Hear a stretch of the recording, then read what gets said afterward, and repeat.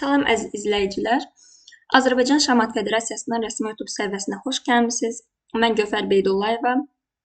Bugün sizlərə bir oyunumu təqdim edəcəm və ümid edirəm ki, bu oyunum sizin üçün həm maraqlı, həm də öyrədici olar. Deməli, mən qara fiqurlarla oynayıram. Rəqibim Alina Sabmobina, İranlı şahmatçı. Biz bu oyunu 2025-ci ilin avqustunda Türkiyə Süper Liqasında oynamışıq. Y4, Y5, At3, At6, Fil C4. Rəqibim İtalyan başlanğıcını seçir. At F6, D3, Fil C5 və bu variantın adı İtalyan başlanğıcının Quico Pianissimo variantı adlanır. Rəqibim C3 gedişi ilə davam edir. Təbii ki, C3-dən başqa digər gedişlər də ola bilərdi. Məsələn, At C3 ola bilər. İtalyanın 4 at başlanğıcına keçir və yaxud da Fil J5 gedişi ola bilər. Daha kəskin xəttlər alınacaqdır. Amma rəqibim isə C3 gedişi ilə, hansı ki, əsas xətdir. Təbii ki, məqsədi C3 gəlir və növbəti gedişlərdə D4 gedişini gəlməkdir. Təbii ki, hal-hazırda deyil, amma qala, at B2, top Y1 ilk öncə mərkəzə fiqurlar gətirərək nəzarət edir və sonra isə D4 gedişini gələrək daha güclü nəzarət əldə edir. Hansı ki, devriklərin çoxsunun məqsədi də bu olur. Həm ağlar, həm də qaralar üçün ki, mərkəzə nəzarət etmək.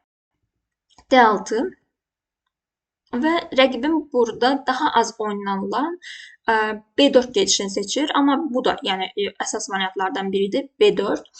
Ağların məqsədi vəzir canında ərazi alıb, sonra yenidən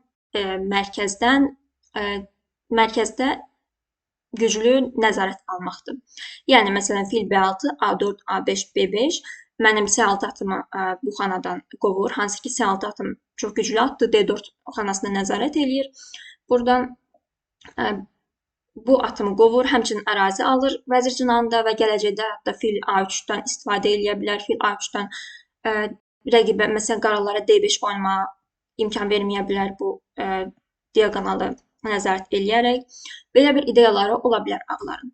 At Y7, At B2, At J6 gəldim. Y5 piyadasını qoruyuram və gələcəkdə yəni qaraların öz əsas məqsədlərindən biri də elə mərkəzdən D5 gedişinə gəlməkdir və yaxud da ağların D4 gedişinə qarşı hazırlanmaqdır. Qala və rəqibim burada D4 gedişini gəldi. D4, Fil J4. Əslində D4 gedişini gəldi və mərkəzdə ağların ərazisi var. Adətən D4 gedişini gəldikdə bu İspan, İtalyan başlanğıclarında D4-də həmişə ehtiyatlı olmaq lazımdır Fil J4 gedişinə. Çünki Fil J4 gedişi ilə qaralar ağ atı bağlamaya salır və D4 piyadasına təzyiq eləyir. Adətən D4-dən öncə ağlar H3 gedişini gəlirlər bəzi variantlarda. Amma burada əgər H3 gəlsəydi, artıq ağlar gediş itirirdi və qaralar C6 gedişi ilə növbəti gedişdə D5 gedişini özləri gəlib mərkəzə daha güclü nəzarət edə bilərdilər. Ağlar D4 gəlir düzgün olaraq, Fil J4, D4 piyadasına təzyiq edirəm. Vəzir C2, vəzirini bağlamadan qaçır və D4 piyadasını qoruyur. Vəzir D7, hələ ki inkişaf edirik, toplarımızı mərkəzləşdirmək istəyirik. Top Y1, top Y8. Ağların D4 gedişindən sonra həmçinin hər zaman diqqətli olmaq lazımdır ki, Y4 piyadası zəif qalır və qaraların çox vaxtı qaralar Y4 piyadasına təzyiq edirlər. Fil B2 və D5. Burada gördüyünüz kimi bu gediş mümkün olduğundan qaralar da mərkəzdən piyada geçişi edirlər və mərkəzi müəyyənləşdirmək istəyirlər. İndi gördüyünüz kimi 4 piyadanın 4-ü də bir-birinə vurur və mərkəzdə bir neçə piyada strukturu yarana bilər. Və həmçinin filinə hücum etdiyindən ağlar D5 piyadasını vurmalıdır, 7. Və burada çox önəmli bir gediş Fil F5 gedişinə gəldim mən və ağların fillərini dəyişmək istəyirəm. Burada digər gedişlər olsaydı, məsələn, At D5 gedişi var. At D5 yaxşı gediş deyil, çünki rəqibin Fil D5 gedişi var, Vəzir D5 və C4 gedişindən sonra C5 gəlir və qaraların fili oyundan kənarda qalır. Bundan başqa, At D5-dən başqa YD gedişi ola bilərdi. CD, At D5 və yenə də ağların izolyasiya olmuş piyadası qalır mərkəzdə. Amma burada ağların üstünlüyü var. Bu vəziyyətin mənim getdiyim vəziyyətdən, yəni Fil F5 gedişindən fərqi nədir? Onu bir neçə gediş sonra izah edəcəm. Mən deməli bu vəziyyətdə ağlar 7 vurduqdan sonra Fil F5 gedişinə gəlirəm. Hansı ki, çox önəmli gedişdir. Burada ağlar Fil D3 oynamağa mütləq məcburdur. Çünki digər gedişlər olarsa, məsələn, vəziri sadəcə D1-ə gələrsə, Y4 gəlirəm və ağların atının getməyə yeri yoxdur. Demək olar ki, bir tək at J5 gedişi var. O zaman da H6, at H3 və fil H3, CH gedişlərindən sonra gördüyünüz kimi ağların şah cinahı tamamilə zəifləmiş vəziyyətdədir və qaralar iki atından və vəzirindən istifadə edərək təbii ki, şaha çox güclü bir hücum yaradacaqlar və burada təbii ki, uduş vəziyyətidir. Ona görə də ağlar fil D3 gedişini etməyə məcburdurlar. Fil D3, vəzir D3, at F4 gəlirəm, vəzir F1, YD, CD və vəzir D5. Burada da gördüyünüz kimi izolyasiya olunmuş piyada yarandı. Mən fil F5 gəlməsəydim və yenə də izolyasiya olunmuş piyada variantına getsəydim, o zaman taxtada fillər qalacaqdı. Yəni, bu vəziyyət olacaqdı. At D5. Bu vəziyyətlə vəzir D5, fillər dəyişən vəziyyətin fərqini indi izah edəcəm. Ümumiyyətlə, izolyasiya olunmuş piyada ilə olduqda necə oynamaq lazımdır? İzolyasiya olunmuş piyada dedikdə, yəni D4 piyadasını nəzərdə tuturam. D4 mərkəzdə tək qalmış piyadaya deyilir izolyasiya olunmuş piyada. Mərkəzdə olmaya da bilər, əlbəttə ki, C xəttində ola bilər, F xəttində ola bilər, amma adətən debütlərdən D xəttində alınan piyada daha çox olur. Bu bir çox debütlərdən alına bilər. Bu gördüyünüz kimi İtalyan başlanğıcından alındı. Adətən məsələn D4-lü başlanğıclardan daha çox alınır. Vəzir qambitindən, Taraş ola bilər, Karakan ola bilər və başqa bir debütlərdən də ola bilər əlbəttə ki. Deməli, tək qalmış piyada da deyilə bilər, izolyasiya olunmuş piyada deyək. Biz buna, çünki bu termin daha çox istifadə olunur. Bu piyadaya qarşı oynadıqda nə etməlidir qaralar? Qaralar bu piyadaya qarşı oynayan tərəfdir. Çalışmalıdır, fiqurları sadələşdirsin, vəziyyəti sadələşdirsin. Yəni, fiqurları dəyişsin. Və ən əsas da ağların ağ rəngli filini dəyişsin. Hansı ki, bu vəziyyətdə yoxdur. Mən birinci gediş əvvəl dəyişmişdim bu fili. Niyə görə? Çünki ağların əsas strategiyası şaha hücum etməkdir. Ağlar isə bunun əksinə çalışmalıdır ki, sadələşdirməkdən qaçsınlar. Yəni, sadələşdirməsinlər, fiqurları dəyişməsinlər. Çünki zəif piyadaları var. Fiqurlar sadələşdikcə bu piyada daha zəif ola bilər. Ağlar çalışmalıdırlar ki, şah hücum eləsinlər və burada da D3 fili, yəni adətən D3-də olur, C2-də ola bilər. Məsəl üçün, ağların ağ rəngli fili çox güclü bir fil olur. Qaraların digər planı da təbii ki, D5 xanasına nəzər edib. D5 xanasında dayaq nöqtəsi olur hər zaman. Orada atı və ya digər fiquru yerləşdirərək D4 piyadasını bloklaşdırmaq və ağlara D5 gedişə gəlməyə imkan verməməkdir. Və ağların digər planı da nə ola bilər? Təbii ki, D5 gedişini gələrək D piyadasını dəyişmək, zəif piyadanı və fiqurlarına yol açmaq, daha çox ərazi almaq. Bunlar ola bilər. Yəni, ümumiləşdirsək, qaraların strategiyası izolyasiya olunmuş piyadaya oynadıqda fiqurları sadələşdirmək, fiqur dəyişmək və ən əsas da ağ rəngli fili və həmçinin D5 xanasına nəzarət etmək və əsas da D5 xanasında dayaq nöqtəsində fiqurunu yerləşdirmək. Ən çox bu at olur, çünki at daha yaxşı dayanır D5-də. Fiqurunu yerləşdirmək və D5 gəlməyə imkan verməmək. Ağların strategiyası şaha hücum etmək və D5 gəlməyə çalışmaqdır və təbii ki, fiqurları dəyişməkdən çəkinməkdir. Və bu vəziyyət alındı. Burada da fillər dəyişibdir. Ağ rəngli fillər dəyişdiyinə görə ağların şah hücumu demək olar ki, yoxdur. Yəni, heç yoxdur. Ona görə də bu izolyasiya olunmuş piyadada qaraların vəziyyəti yaxşıdır. Yəni, bərabər vəziyyətdə əslində kompüterə görə, amma praktiki baxımdan qaralarla oynamaq daha rahatdır. Çünki D5 xanasında da həmçinin daha rahat dayaq nöqtəsində yerləşə bilir. Çünki ağ rəngli fil yoxdur. Deyək ki, bu ağ rəngli fillər olsaydı, ağlar artıq vəzir B3 gedişi ilə təzyiq edəcəkdilər. D5 atına və növbəti gedişlərdə at J5 və yaxud da at Y5 gedişləri ilə şaha hücum daha yaxşı alınacaqdır ağlar üçün. Bəli, və bu vəziyyət alınmadı. Biz oyunda fil F5 gedişini gəlindi. Fil D3 və dəyişmələrdən sonra izolyasiya olunmuş piyada vəziyyəti yarandı. Rəqibim J3 gedişini gəlir. At J6, top A3, vəzir F5 gəlirəm. Atımı D5 xanasını yerləşdirmək istəyirəm. Çünki gördüyünüz kimi at D5-də dayanarsa bütün xanalara nəzarət edilir. Yəni, ağların fiqurlarının hərəkətliyindən mane olur. At C4 gəldi rəqibim. At D5, vəzir D3. Əslində burada təbii ki, qaralar çalışmalıdır fiqur dəyişməyə, vəzirləri dəyişməyə də qaralar sərf edilir. Amma ağlar vəzir D3 keçişinə gəlməsəydilər əgər, o qədər də əslində planları yox idi. Deyək ki, sadəcə vəzir J2 gəlib gözləsəydilər, o zaman top Y1, at Y1, top Y8 keçişlərindən sonra hətta qaralar burada şah hücum planları ola bilər H5, H4. Çünki ağların fiqurları çox pasiv dayanıbdır. Gördüyünüz kimi burada A3 topu oyuna gələ bilmir. B2 fili ümumiyyətlə pis fil sayılır. Çünki D4 piyadası bunun yolunu kəsibdir. Və həmçinin qaraların vəziri ağların vəzirindən daha güclüdür. At D5-də çox əla dayanıbdır. D4 piyadasını bloklaşdırır və rəqibin fiqurlarını məhdudlaşdırır. Ona görə də rəqibin vəzir D3 keçişini gəlir. Vəzirləri dəyişmək istəyir, amma təbii ki, mən də məmnuniyyətlə vəzirləri dəyişirəm, çünki sadələşdirmək oyunu mənə sərf edir. Vəzir D3, top D3, top Y1, at Y1 və belə bir sonluq alındı. Bu sonluqda əgər sizə maraqlıdırsa əlbəttə ki, videonu dayandırıb sizcə, yəni qaraların strategiyası nə olardı? Qaralar vəziyyəti necə inkişaf elətdirə bilər? Strategiyası nədir? Planları nə ola bilər? Və hansı gedişlərlə davam edə bilərsiniz?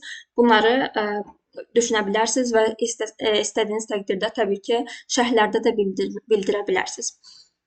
Və davam edeyim. Gördüyünüz kimi vəzirlər dəyişdi, topların biri də dəyişdi və sonluq alındı. Ağların zəif piyadası var D4-də və qaralar o piyadaya təzyiq edirlər fillə.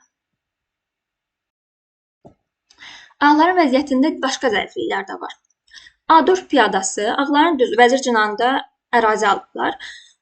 Bu ərazi əlbəttə ki, həm yaxşıdır, həm də pis də ola bilər. Çünki sonluqda A4 piyadası zəif ola bilər. Həmçinin qaraların A5 piyadası zəif ola bilər.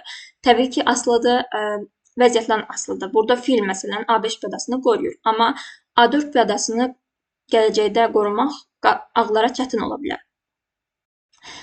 Başqa zəiflik ağların B2 fili pis fildir. Fiqurları ümumiyyətlə. Qaraların fiqurlarını deyərdim ki, daha aktiv olmaq şansı daha çoxdur. İndi top D8-ə gələcək. Atımız dayaq nöqtəsində dayanıbdır D5-də və bu D4 piyadasını irəli gəlməyə qoymur.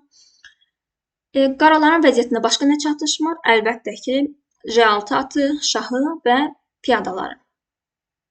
Piyadalara da hər zaman biz sonluqda diqqət eləməliyik. Amma ilk öncə təbii ki, fiqurları ən yaxşı vəziyyətə qoymalıyıq və sonra isə rəqib ən yaxşı müdafiə etdiyi təqdirdə o zaman artıq piyadalarımızla artıq təzyiq eləyə bilərik, ikinci zəiflik yaratmağa çalışa bilərik. Burada görürüz kimi bir dənə zəiflik var. D4 piyadası əsas zəiflikdir. A4 piyadasına da zəiflik demək olar, amma hal-hazırda hücum etmək olmur. D4 piyadası əsas zəiflikdir, amma ağlar bunu yetəri qədər qoruyur. Biz də təbii ki, maksimum bu piyadaya təzyiq eləyirik. Mən at F8 gedişini seçdim. Atımı daha yaxşı vəziyyətə gətirirəm və D4 piyadasına təzyiq edirəm. Şah F1, at Y6, at F3, top D8, topumu da mərkəzləşdirirəm, D4 piyadasına təzyiqi artırıram. Fil A3. Və belə bir vəziyyət gəldi çatdı. Qaraların bütün fiqurları çox aktivdir. Bir tək şahı təbii ki, hələ aktivləşməyibdir.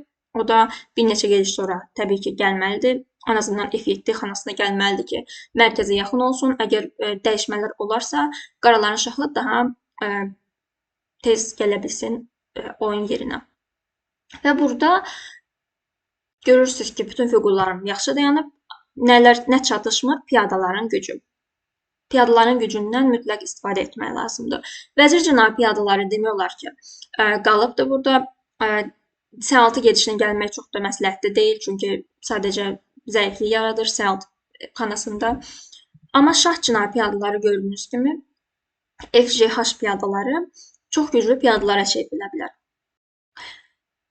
Burada həmçinin soruşa bilərsiniz ki, nəyə görə at B4 gedişi ilə biz D4 piyadasını udmuruq? Çünki bu mümkün deyil burada. Çünki rəqib də təbii ki, hesablayıbdır. Top D1 gəlir.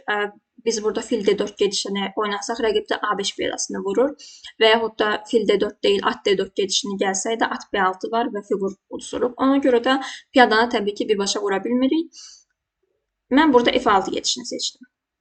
F6 gedişi ilə həm şahımı yaxınlaşdırmaq istəyirəm mərkəzə, həm də J5 gedişinə dayaq oluram. J5, H5, R4, F5, F4 və piyadalarımı irəlilədikcə həm rəqibin cinahında zəiflik yarada bilərəm, ikinci bir zəiflik yarada bilərəm şah cinahında və yaxud da öz piyadalarımı irəliləyib sonra dəyişmələr olarsa mərkəzdə, deyək ki, bəzi dəyişmələr olduqdan sonra mənim piyadam irəlidə olduğuna görə mənim daha çox şansım olacaq keçid piyada yaratmağa. Yəni daha rahat keçid piyada yaratmaq şansım ola bilər şah cinahından. F6 gəldim. Rəqibim deməli H4 gedişinə gəldim. J5 gedişinə imkan vermir. Burada gördüyünüz kimi ağların o qədər də əslində planı yoxdur. Çünki həqiqətən də rəqibin etməyə bir şey yoxdur. Çünki D4 piyadasını hər zaman nəzarətdə saxlamalıdır. Rəqib əgər məsələn at B6 gedişini gəlsəydi, hər zaman at B6 gəldikdə at B6 ilə A4 piyadası zəif olur. Artıq burada A4 piyadasının zəifliyini istifadə edə bilərik. Ona görə də rəqib sadəcə mənim gedişlərimə qarşı oyun qura bilər. Məsələn, H4 gəlir ki, mən J5 gedişi ilə biraz ərazi almayayım. Şah F7 gəlirəm. Fil B2, rəqibim gözləyir. J6, fil A3, H6, fil B2, rəqibin etməyə bir şey yoxdur.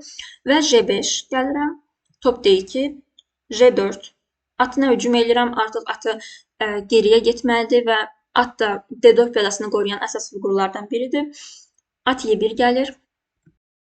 Burada D4 piyadasını artıq müdafiə etmir ağlar. Təbii ki, burada at B4 gedişi ilə yenidən hücum etmək mümkün idi, amma A5 piyadası, yenə deyirəm, həmişə zəif olduğundan D4 piyadasını vurmaq çox da rahat olmur. Ağların burada F3 gedişi var məsələn. J vursam artıq at F3 gəlib D4 piyadasını qoruyur.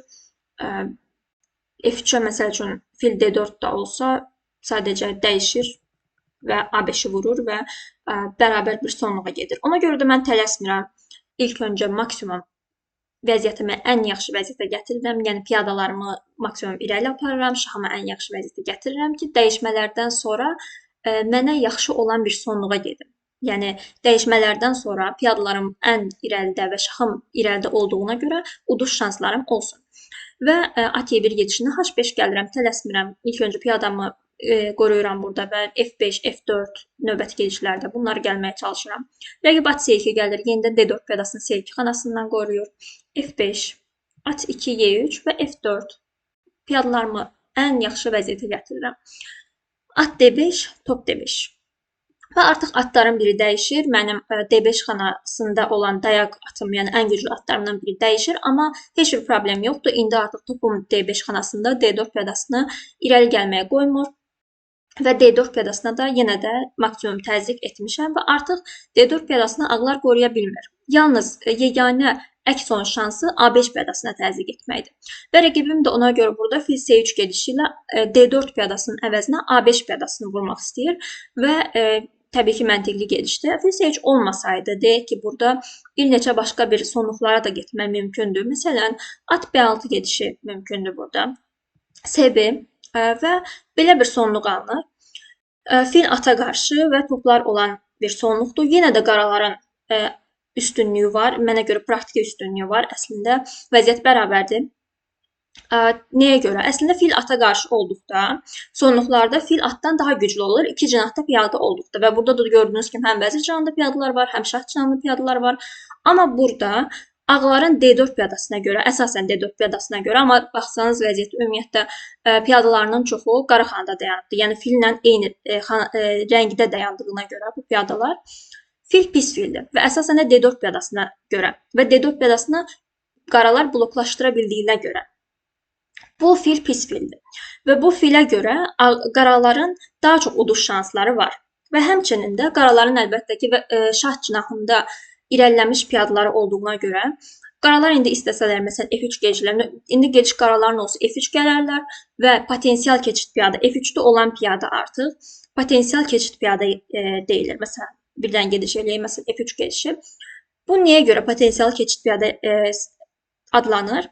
Bu piyadanı çünki istənilən anda Məsələn, ağlar əgər nəzarət etməsələr, qaralar məsələn istədiyi vaxtda atla, deyək ki, J3-dən qurban verə bilərlər və yaxud da F2 piyadası çox zəifdir. Hər zaman bu şah cinahına hər zaman diqqət etməlidirlər ki, qaralar nəyisə qurban verib və yaxud da hücum edib udmasınlar. Çünki bu piyada 1-2 gedişə vəzirdir, əgər F2 piyadası olmazsa. Və çox güclü piyadadır F3 piyadası. Hər zaman sonluqda bu potensial keçid piyadalara diqqət eləmək lazımdır. Əlbəttə ki, burada ümumiyyətlə güclüdür. Çünki J4 piyadası da F3 piyadasını qoruyur.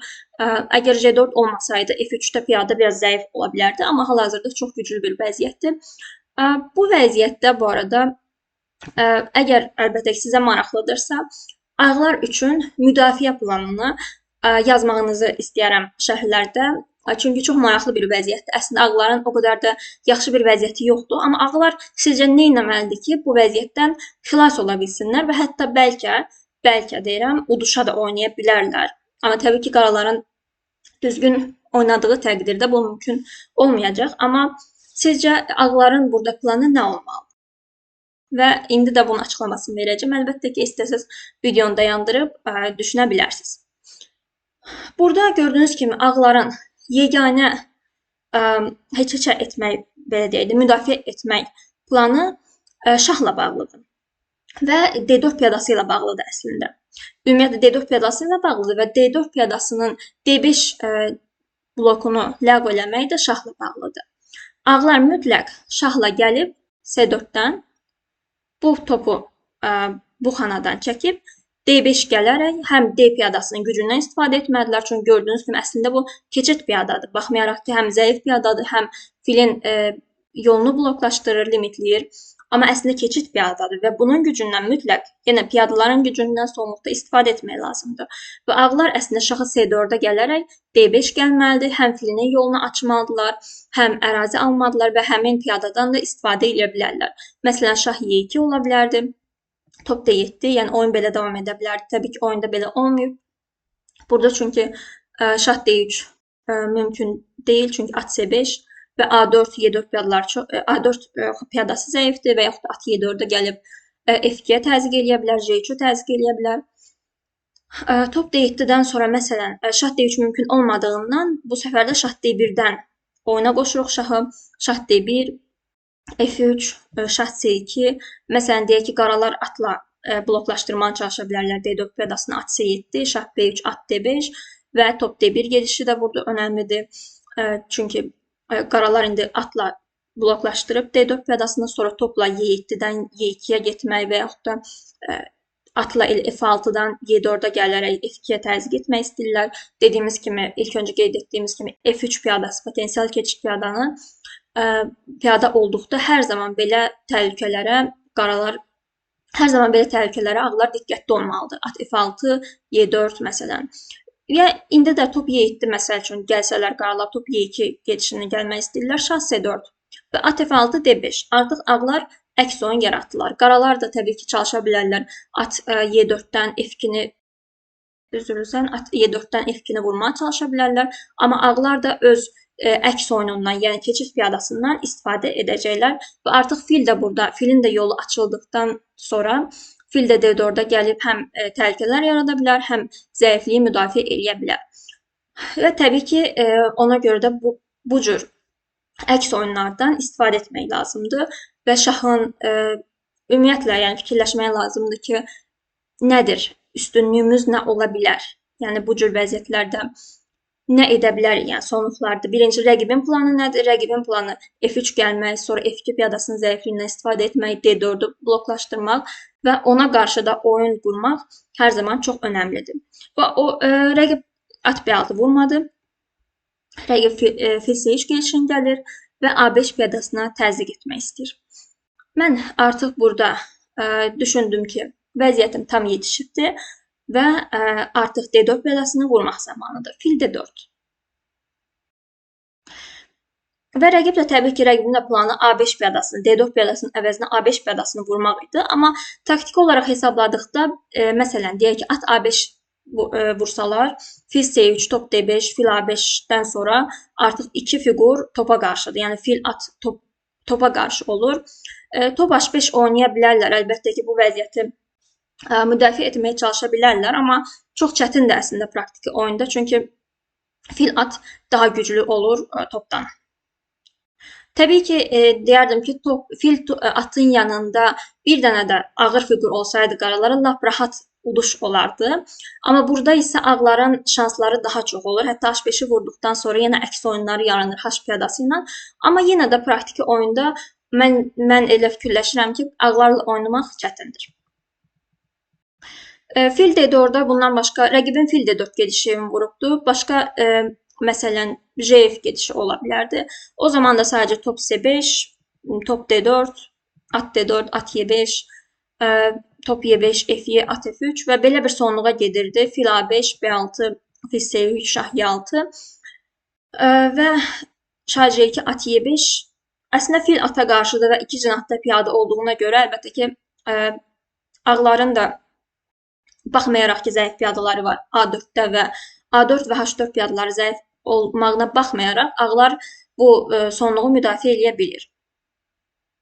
Çünki fil atdan daha güclü olur belə sonluqlarda. Çünki açıq mərkəz var, hər iki cinahda piyada var. Nəyə görə bu arada fil atdan daha güclü olduğunu deyə bilərik? Bir çox sonluqlarda iki cinahda piyada olduqda. Çünki fil belə deyək, uzaq vuran fiqurdur. Yəni bir xanada dayanaraq, məsəl üçün, mən şah cinahını da vura bilirəm, vəzir cinahını da vura bilirəm. Amma at isə deyək ki, J6-da dayandıqda bunun vəzir cinahına gəlməsi üçün iki gediş lazım olur ən azından. At isə daha ləng fiqurdur. Ona görə sonluqlarda fil atdan biraz daha yaxşı olur. Amma əlbəttə ki, onun da müxtəlif sonluqlar var. Məsələn, bir cinahda olarsa at daha güclü olur. Təbii ki, bu bizim mövzumuz olmadığından mən çox kənara yayınmaq istəmirəm. İnşallah ona aid də başqa videolarımızda daha ətraflı danışarıq. Fil D4, rəqibin fil D4 gedişini gəldi. Top D4, top D4, at D4 və at sonluğu alındı. Və at sonluğunda qaraların üstünlüyü var. Nəyə görə üstünlüyü var? Yenə də şah cinah piyadalarının çox irəlidə olmağına görə. Şah cinah piyadaları gördüyünüz kimi çox irəlidədir və ağlar burada J-F gedişini gələrsə artıq H4 zəifləyir. Bu arada şah cinah zəifliyindən başqa şahımız da daha tez aktivləşə bilir. Y6, D5-ə daha tez gələcək ağların şahından. Həmçinin şah cinahında elə ərazimiz olduğuna görə, ağların daha az ərazisi olduğuna görə ağların şahı daha belə deyim, gec oyuna qoşula bilir. Nəinki bizim şahdan. Yəni bizim şahımızın daha çox hərəkət imkanı var. Vəzir cinah piyadalarına baxdıqda isə təbii ki, burada qaralar da bir piyada üstün olduğuna görə düz ağların gedişidə ağlar piyadalardan birini vuracaqlar. Vəzir cinah piyadalarına baxdıqda yenə də qaralar daha güclü. Çünki A4 piyadası zəifdir. Və A4 piyadasının zəifliyinə görə A5-i indi ağlar istəsələr təbii ki, vura bilərlər. Qaralar A4-ü vurduqdan sonra qaraların yenə də artıq piyadası olur vəzir cinahında və uzaq keçid piyada yaratmaq şansları olur. Sonluqda bu arada uzaq keçid piyada nə deməkdir? Yəni şahlardan uzaq keçid piyada. Burada gördüyünüz kimi 3 piyada 2 piyadaya qarşıdır. Və qaraların vəzir cinahında, yəni bu cinahda keçid piyada yaratmaq şansı var. Və vəzir cinahında yaratdığı keçid piyada da uzaq keçid piyada adlanacaq. Nəyə görə uzaq keçid piyada adlanır? Çünki şahlardan uzaq olur. Və hər iki tərəfin şahı da, daha doğrusu rəqib şahı gedib o piyadanı vurmaq istəyəndə artıq qaralar şah cinahından oyunu rahatlıqla uda bilirlər. Belə, qaraların nəyə görə bu vəziyyətdə üstün olduğunu dedik. İndi gediş ağlarındır və ağlar piyadalardan birini utduqdan sonra ya A5 ya da F4 utduqdan sonra piyadalar material bərabərləşəcək. Amma dediyim şeylərə görə qaraların daha çox üstünlükləri var. Yəni şah cinah piyadalarının irəliləmiş olduğuna görə və ağların vəzir cinahında piyadalarının zəif olduğuna görə. Rəqibin burada J-F gedişini seçdi, amma at A5 də ola bilərdi. At A5 gəlsəydi B6, at C4 və şah Y6-dan sonra gördüyünüz kimi qaralar üçün bu da uduş vəziyyətidir. Şahı daha aktivdir rəqibin şahından. At mərkəzdə çox gözəl dayanıb. Bu arada atların mərkəzdə olmağına mütləq nəzər yetirməliyik. Çünki mərkəzdən at bir çox yerə nəzarət edir və rəqibin, məsələn, burada gördüyünüz kimi şahın hərəkətliyinə mane olur. Şah artıq mərkəzə gəlmək üçün Y1-dən gəlməlidir və bir gediş itirir. Atlar və piyadalar, əlbəttə ki, piyadaların, şah cinahındakı piyadaların bu qədər irəlilənmiş olmağı ağlara problem yarada bilər. F3 gələ bilərik, qaraların gedişi olsa F2-də zəiflik yarada bilərik. Ağlar hər zaman fiqurunun birini F2 piyadasını qorumağa həsr eləməlidir. Yoxsa əlbəttə ki, uduzacaqlar və piyada 2 gedişə vəzir olacaq. Və ağlar bu piyadanı qorumağa məcbur olurlar. Qaralar da digər cinahda, məsələn, vəzir cinahında piyadaları udub oyunu uda bilərlər. Şah Y6 gəlirəm. Bəli, belə olsaydı şah Y6-dan sonra ağlarda yaxşı qaralarda yaxşı vəziyyətdir. J-F də əgər ağlar piyadanı udmaq istəsələr, o zaman At3-dən sonra H4 piyadası gedir və H piyadası vəzir olacaq. Oyunda birbaşa J-F olubdur. J-F, B6, A5 piyadasını qoruyuram. Şah Y1, At F3, Şah Y2, At H4, H piyadasını utdum. Şah Y3, Şah Y6, Şah Y4, At F5 və qaralar burada istədiyini aldılar, yəni piyadanı udub, zəif piyadalardan birini udub, şah cinahında keçid piyada yaratdılar. Və yenə də piyadalarımız irəlidə olduğu üçün burada qaraların üstünlüyü var. Qaralar artıq uduş vəziyyətindədir. Deyək ki, piyadalarımız bəlkə H7-də, J7-də olsaydı, belə rahat uduş vəziyyəti olmaya bilərdi. Çünki ağların da əks oyunları ola bilərdi. Amma artıq piyadalarımız irəlilədiyinə görə burada uduş vəziyyətidir. Və həmçinin H piyadası, ümumiyyətlə H piyadası da qıraq keçid piyadadır. Qıraq keçid piyadalar, uzaq keçid piyadalar sonluqlarda çox önəmlidir. Çünki o piyadaları saxlamaq, ümumiyyətlə müdafiə etmək çox çətin olur.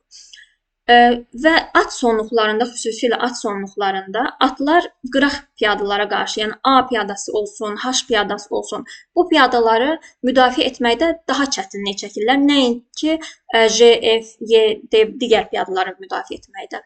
Ona görə də yəni ağların burada bu piyadaları saxlamağı çox çətindir. Və bizim də planımız aydındır. Qaraların planı H piyadasının vəzirə çıxmaq. Əgər ağlar bu H piyadasını bloklaşdıra bilsələr, hər hansı bir yolla müdafiə edə bilsələr atlan, o zaman da digər piyadalara, yəni digər bir zəifliyə, A4 zəifliyinə hücum edib ikinci bir keçid piyada yaratmaqdır. At Y5, At D6 şah dedim. Daha yaxşı vəziyyətə gətirən fiqurlarımı, şahımı, atımı, Şah F5, At C6, şah deyirəm, Şah D4. Və burada hətta Şah F4 gedişi də udurdu. Çünki yəni Şah C4, H4 və atlar, yenə deyirəm, H və A piyadalarına qarşı çox çətin, yəni müdafiə etmələri bu piyadaları çox çətindir. Və at H piyadasının qarşısında çox çarəsiz qalır. At D4, H3 deyək ki, gəlir piyadanı müdafiə etməyə və Şah F2-dən sonra JH piyadalarını saxlamaq mümkün olmayacaq. Amma mən burada Şah F4 gedişini seçmədim, At B2-ni seçdim, bu da uduşdu. A4 piyadasını uduram və 2 keçid piyada artıq çox təhlükəlidir və ağlar bunu təbii ki, müdafiə edə bilməyəcəklər. Rəqibim Şah Y3 gedişin gəlir, At A4 və oyun belə davam edir. Rəqib əks oyun qurmaq istəyir, əlbəttə ki, F piyadasından istifadə edib, amma bu mümkün deyil. Yəni əks oyun qurmaq mümkün olmur. Şah Y5, rəqibin şahını məhdudlaşdırıram, şahını F4-ə qoymuram, əks oyun yaratmağına imkan vermirəm. At Y6 və piyadamı irəliləyirəm. H4. F3 gəlir rəqibim, Şah F5, At D4, Şah C5, At Y6, Şah F6, At C7. Rəqib təbii ki, burada çalışır ki, piyadaları dəyişsin mümkün qədər. Bu arada müdafiə resurslarından biri də müdafiə edən tərəf üçün, yəni material uduzan tərəf üçün sonluqlarda piyada dəyişməlidir. Nəyə görə piyada dəyişməlidir? Deyək ki, biz piyadaların hamısını dəyişsək, deyək ki, B piyadalarını götürsək taxtadan, J ilə F-i də götürsək taxtadan, məsələn, A ilə H qalır, əslində bu da uduşdu, amma deyək ki, şahla bir piyadanı saxladım və atla da digər piyadanı dəyişib, şahla da digər piyadanı udub, heç-heçə etmək şanslarım ola bilər. Yəni, atı, məsələn, hansı iki piyadaya dəyişib, yetərsiz fiqur sonluğuna keçmək şans, yəni yetərli olmur uduş üçün, tək at məsəl üçün yetərli olmur uduş üçün. Ona görə də material uduzan tərəf çalışmalıdır, piyadaları dəyişsin. Amma material udan tərəf çalışmalıdır, fiqur dəyişsin. Məsələn, burada material udan qaralardır, atları dəyişsə, piyada sonluğu rahat uduşdur. Ağlar çalışmalıdır, piyada dəyişsin. Çünki piyada dəyişdikcə, sonunda da atı piyadalara dəyişib, qurban verib, keçə etmək şansı var. Amma burada təbii ki, mümkün deyil, çünki artıq piyadaların vəzirə çıxır. At C7, J3, F4, at C3, artıq A və H piyadalarını saxlamaq mümkün olmayacaq ikisinin də. At E8, Şah F5, at D6, Şah J4 və rəqibim burada təslim oldu. Belə əziz izləyicilər, təşəkkür edirəm sona qədər baxdığınıza görə.